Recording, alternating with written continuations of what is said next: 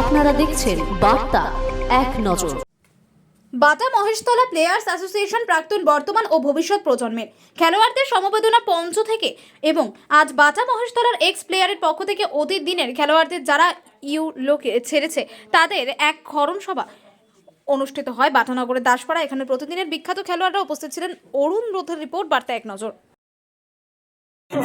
আজকে যে স্মৃতিচারণ হলো, আজকে স্মৃতিচারণ করলেন, কি বিষয়ের উপর?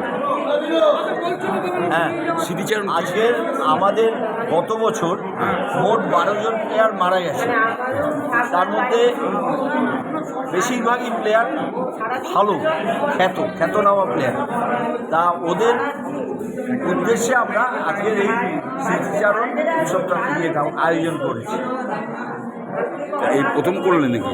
না, স্মৃতিচারণটা আমাদের প্রথম হলেন। হ্যাঁ, আমাদের সংগঠনের বয়স 5 বছর, কিন্তু এইটা হলো আমাদের প্রথম বছর। সংগঠনের কি নাম দিয়েছেন?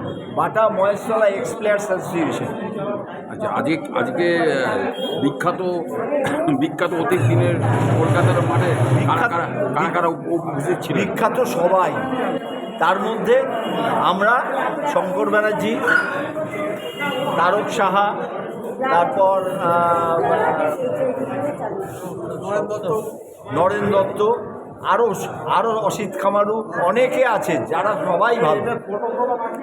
এই অ্যাসোসিয়েশন যে তৈরি করেছে, পরবর্তীকালে আপনাদের কি কোন দিকে নিয়ে যাওয়ার চিন্তা ভাবনা? আমাদের মূল টার্গেট হচ্ছে, আমাদের 65 বছরের উপরে সব বয়স, 60-65, কে কখন আছি না আছি আমরা জানি না। তবে আমাদের উদ্দেশ্য হলো যে সমস্ত খেলোয়াড়গণ আর্থিক দিক দিয়ে সচ্ছল না বা কোনো অসুবিধায় পড়েছে, আমরা যদি খবর পাই তাহলে প্রতি মুহূর্তে আমরা তাদের পাশে গিয়ে দাঁড়াই। এবং আমাদের তো সংগঠনে অনেক অর্থ নেই, আমরা বিভিন্ন লোকের সহযোগিতা, তারা প্লেয়ার, তারা আমাদের একটা আর্থিকভাবে সাহায্য করে বা পাশে দাঁড়ায়। কিন্তু এত বিখ্যাত সব প্লেয়াররা আমাদের সংগঠনে রয়েছে, তাহলে তাদের নামেই তো সংগঠন এগিয়ে যাবে। আমরা এর আগে আমাদের লোকাল কাউন্সিলর পিয়াস দাস মহাশয়কে বলেছি, সবাই আশ্বাস দেয়, কিন্তু আমাদের এখনো পর্যন্ত ঘর পাইনি যে আমরা একটা মিটিং করব।